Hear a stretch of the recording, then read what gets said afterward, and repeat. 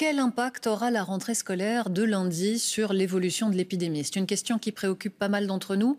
Et à Courcelles, dans le Hainaut, les autorités communales ont pris une décision qui a de quoi surprendre. Le port du masque sera obligatoire pour tous les enfants à partir de 6 ans au sein des établissements scolaires. La plupart des experts chez nous estiment que c'est injustifié. On l'entendra dans un instant. Mais on va d'abord voir ce qui motive la bourgmestre de Courcelles à agir en ce sens et puis les réactions que ça suscite sur place. Mathieu Bonnier. Lucas, 7 ans, porte déjà le masque en rue, mais pas encore dans son établissement scolaire. Lundi, je dois aller à l'école et je dois rapporter le masque. La décision prise vendredi par le collège communal a été largement communiquée. Depuis l'ordonnance de police qui rend le masque obligatoire pour les élèves de primaire, ils sont près de 2000 dans la commune, ne cesse d'être commenté par les habitants. On oblige les enfants de 6 ans de porter le masque à partir de lundi. Et que c'est pas pareil dans toutes les communes, quoi. Pour lui avoir mis le masque au départ du premier confinement et être sorti à l'extérieur, c'est pas une bonne idée. Obliger un enfant de plus de 6 ans à mettre un masque, rester en classe toute la journée, lire et tout ça, non, je ne trouve pas ça bien en tout cas. Si certains parents comprennent la mesure, les critiques sont nombreuses, mais la bourgmestre ne cédera pas, même pour les récalcitrants.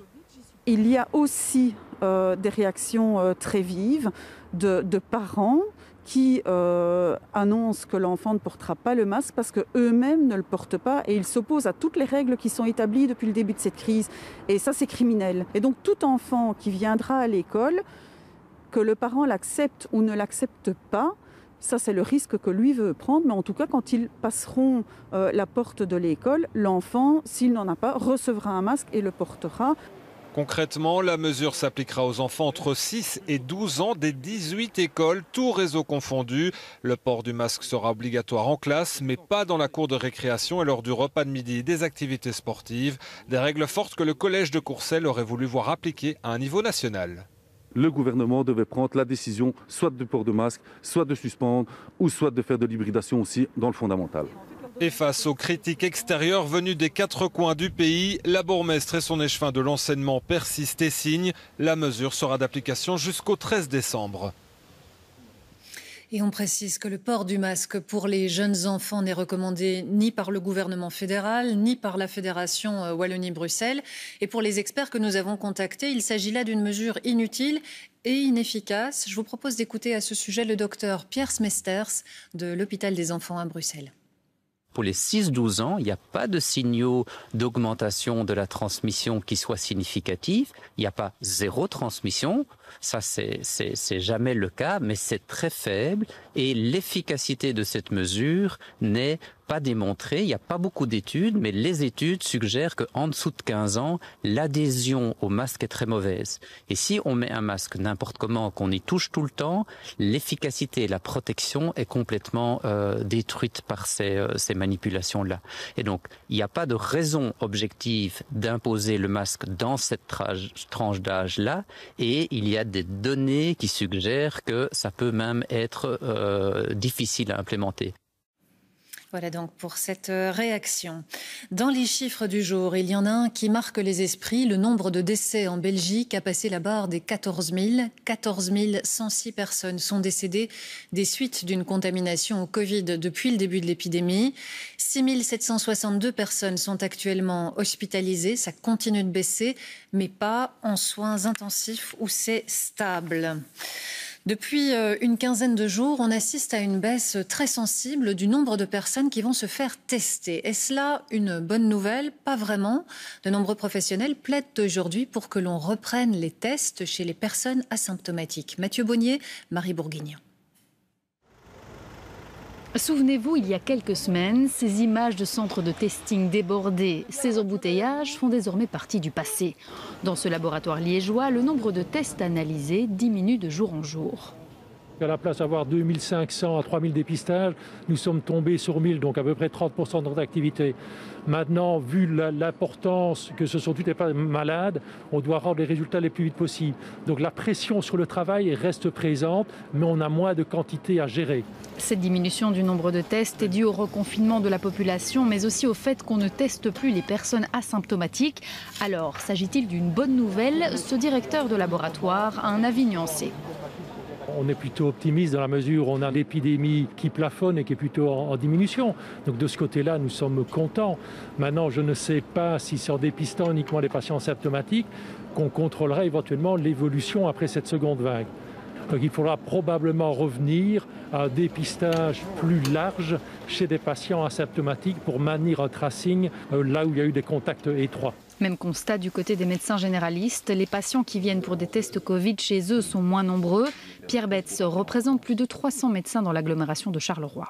Pour moi, on doit augmenter le testing. C'est la base de la bataille contre cette infection, c'est le testing tracing. Il faut tester toutes les personnes qui sont susceptibles d'être positives pour pouvoir leur prouver qu'elles doivent être isolées, qu'elles doivent rester chez elles et qu'elles ne doivent pas contaminer d'autres personnes.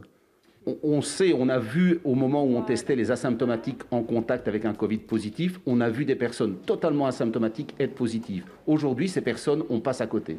Ce n'est pas une bonne nouvelle parce que ces personnes circulent, elles s'imaginent peut-être ne pas être contagieuses et elles vivent normalement parce qu'on sait que tout le monde ne fait pas très attention. Or, elles ont été en contact avec une personne positive et sont potentiellement contaminantes.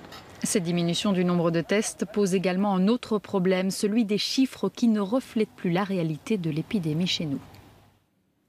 Et les différents ministres en charge de la santé sont actuellement en réunion pour faire le point sur la stratégie de testing, justement. Rachel Crivellaro, c'est un enjeu qui est vraiment fondamental pour les semaines qui viennent. Exactement, souvenez-vous, le 19 octobre dernier, les autorités sanitaires décidaient de ne plus tester les asymptomatiques, de se concentrer sur les symptomatiques et certaines professions prioritaires. À l'époque, il s'agissait de permettre à des labos complètement submergés de résorber leur arriéré. Il semblerait que ces retards soient en passe d'être rattrapés. Pour les autorités sanitaires, il est désormais grand temps de recommencer à tester les personnes asymptomatiques. L'objectif, c'est de pouvoir avoir une photo un petit peu plus précise de la situation épidémiologique et donc de pouvoir mieux combattre l'épidémie. Et c'est dans ce même ordre d'idées, et alors que se rapproche à grands pas la rentrée scolaire, que les autorités sanitaires essayent d'intégrer de nouveau les tests salivaires et les tests antigéniques à côté des tests PCR dans une stratégie globale de testing. Vous savez que ces tests salivaires et antigéniques sont controversés parce que s'ils sont plus rapides, ils sont également moins fiables, mais pour les autorités sanitaires, il y a moyen de les intégrer de façon efficace dans une stratégie globale et permettre ainsi d'augmenter la capacité de testing de la Belgique. C'est sur quoi sont en train donc de plancher les différents ministres de la Santé du Royaume. L'objectif, c'est d'être en ordre de marche avec une nouvelle stratégie pour le 23 novembre prochain. Merci Rachel pour ce compte-rendu. Le CPAS de Genappe dans le Brabant wallon tire la sonnette d'alarme. En quelques mois, le nombre de demandes pour un revenu d'intégration sociale a augmenté de près de 70%. Et ce sont surtout les indépendants et les étudiants privés de job qui font appel à ce revenu de remplacement. C'est une tendance que l'on observe partout dans le pays, mais heureusement pas partout dans cette proportion. Le reportage à Genappe de Benjamin Carlier. À 42 ans, Christian a toujours été indépendant. Il a d'abord gagné sa vie comme traiteur et ensuite dans le secteur de la construction. Tout allait bien jusqu'à cet été quand les chantiers se sont faits de plus en plus rares. J'ai eu le droit passerelle pendant 2 mois ou 3 mois. Puis après, juillet-août, j'ai plus rien eu. Donc là, ça a commencé avec 600 € d'activité. Je me suis vite dit aussi, bon là...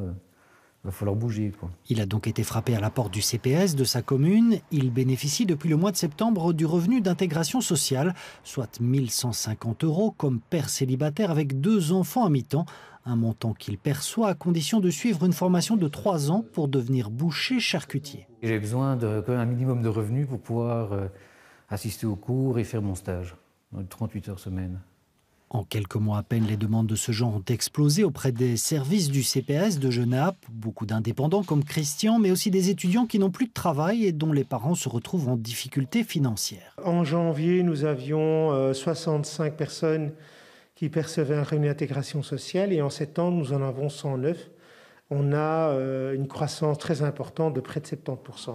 Pour répondre à toutes les demandes, le CPAS est épuisé dans ses réserves cette année, mais il a demandé à la commune une rallonge de 300 000 € pour l'année prochaine, car elle s'annonce difficile. De mois en mois, nous avons chaque fois des nouveaux bénéficiaires qui viennent chez nous. Et notre grosse crainte, c'est de voir par exemple l'arrêt du droit passerelle. Et là, quand le droit passerelle va s'arrêter, on s'attend à un deuxième, deuxième vague de demandes importante. Même si tous les CPS n'affichent pas d'augmentation aussi importante qu'à Genappe, la tendance est tout de même à la hausse partout en Wallonie.